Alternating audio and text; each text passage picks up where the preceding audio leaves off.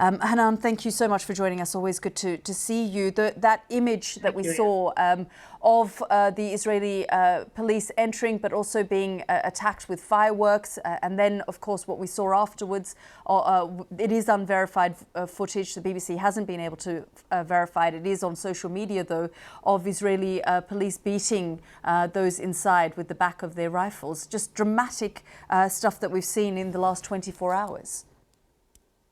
Certainly, it's very dramatic, but it's a pattern of behavior that Israel has been engaged in for years. But now it has been escalating, and it's become very clear to the rest of the world, not just that there is no freedom of worship, not just that there is no respect for holy sites of any religion, be it Muslim or Christian, but that Israel resorts to violence instantly against a captive Palestinian population whom Israel entirely controls.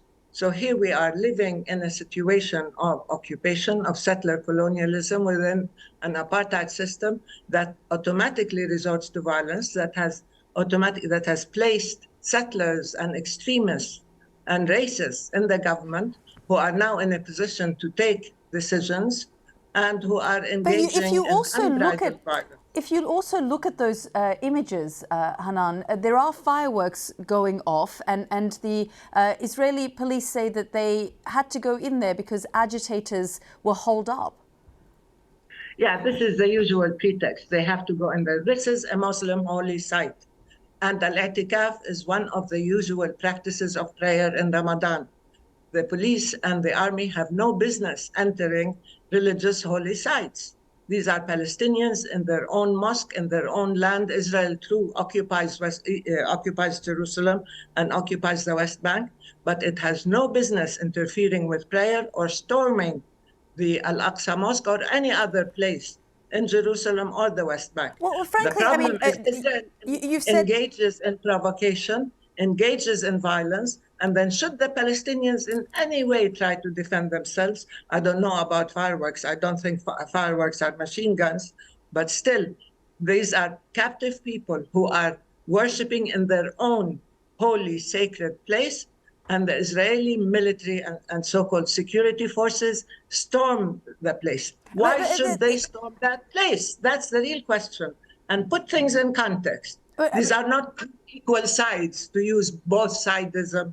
No. I'm just going to interrupt because, I mean, and we have, as you say, seen this movie played out over and over again. But the other fact here is... I wish it were a movie, but it's reality. Yes, yeah. The Palestinian Authority essentially is crumbling.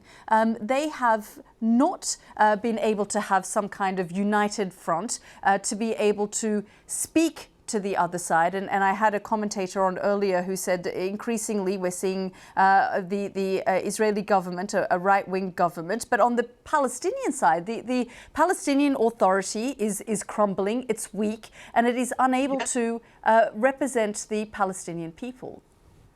Of course it is weak. It has no power, no sovereign power, because it is under occupation as well. Israel treats it with utter contempt and disregard. Israel, in many ways, has robbed the Palestinian Authority of its credibility with its own people. I mean, a poll in March, only 19%... They are unable to protect their own people, but they are held responsible for the safety of the Israeli occupying army and of the war criminals who are settlers on our own land. But there was a poll... That's why there was, Hanan, there was, Hanan, a poll in March where just 19% of Palestinian respondents said they were satisfied with the performance of President Abbas. And for the first time, a majority of Palestinians said that the dissolution or collapse of the Palestinian Authority would serve the interests of the Palestinian people. Well, I don't doubt these public opinion polls. We know, and I live here and I know what people think and feel, and there is a wide gap between the people and the leadership. The leadership has lost its credibility, as I said. I'm not disputing that. But what leadership can have credibility when it cannot deliver services to its people, when the national funds are being stolen by the Israelis and withheld, when the land is being stolen, when Palestinians are being killed every day, and the authority does nothing to protect them because it is held accountable. So what is going on within the leadership? Because there is accusations of of corruption, mismanagement, and the fact is that this is just, you say that they're weak because it's an occupation, but they're unable to represent their own people, and there is dissatisfaction. Yeah. No, and we do need elections, and we do need a new leadership, and we are capable of carrying out our own internal reforms and revitalizing our own democracy, and we've been calling for that. But I mean, if you want to talk about corruption, yeah, let's look at Trump, let's look at Netanyahu, let's look at everybody else. Well, I mean, I know, but let's not have whataboutism. I mean, in order to badmouth the leadership. I'm telling you, the Palestinian people as a whole have no trust in their leadership. I know, and we know why. But to try to divert... Tell us why. I told you why, because their whole political agenda was based on a negotiated settlement, was based on a peaceful resolution, was based on the fact that you can please the Americans and the Israelis and then the occupation will end. This hasn't happened. That agenda has been defeated both by the Israelis and by the Americans and the international community, and they were rendered helpless. When Israel kills almost daily more than one Palestinian a day, who are they turning demolishes to then? Homes. Who are they turning to? Who are they turning to? You say that they're appeasing the American agenda, the Israeli agenda. Who are they turning to? Who are they turning to? The Palestinians. I mean, the Palestinian people are turning inwards. We're trying to put our own house in order. And of course, there are young people who feel that they are vulnerable. Their communities are being attacked. There are pogroms committed against places like Hawara and Khalil, Masafiriyata, and so on. And so they are taking up arms to defend themselves. And we're seeing groups like the Lion's Den emerging as a result. Yes, exactly, because they don't want to be helpless victims. They're saying if nobody else will protect us, if we're not allowed to go to the international community, the ICC, the ICJ, if our leadership is attacked because it doesn't protect settlers and the occupation army, then we take matters into our own hands. And that's why we're saying, do you think that international law doesn't apply to Palestine. You cannot claim it applies anywhere else. But do you think that Israel to account, do you think that helps the situation when you have Hamas firing these rockets into Gaza, groups like the Lion's Den emerging? Here we go again. This is the usual refrain that we hear. Israel provokes the Palestinians beyond endurance, and then Hamas lobs off a few rockets that do no damage or very little damage, and then it becomes, look, Hamas and Israel. No, that's not the issue. The issue is that Israel is acting outside the law, above the law, with full criminality. And it wants to label everybody who resists or reacts as a terrorist, and then it diverts this gaslighting business. We're used to it. And it has a very efficient hasbara or spin machine that it activates whenever it wants. Let's look at the facts themselves. Why is Israel increasing military presence in Jerusalem every Ramadan?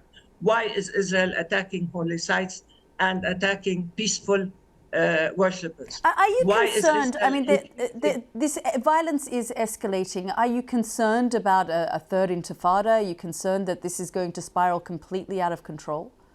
Well, it depends on what you mean by intifada. If you mean resistance to occupation and refusal to succumb to oppression and injustice, this is the fact of life. This is ongoing.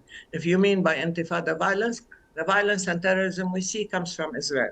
But not all intifadas are violent. They are in response to the oppression, to the occupation, to the apartheid system that Israel has created without any accountability, without any intervention by anybody. And it acts with full impunity, which is why Palestinians are angry, because the hypocrisy, the racism, and the double standards of the world. I mean, do you think the Arab states are doing a good enough job in intervening? Not at all. I think some try to intervene, but they themselves feel beholden or dependent on Western approval.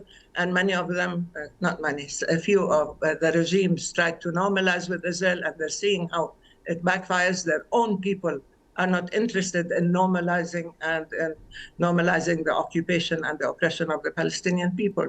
So no, I mean, we need a lot of will, determination, political will, backbone, and even moral will in order to come to the rescue of the Palestinian people who have been left totally vulnerable while Israel is being allowed to act with full impunity. And not only that, but is rewarded for its ongoing violence, the occupation. is a daily aggression. It's the most pervasive and intrusive form of violence. Let's look at it this way. Let's frame things the right way instead of just picking and choosing here and there the way Israel tries to distort the situation.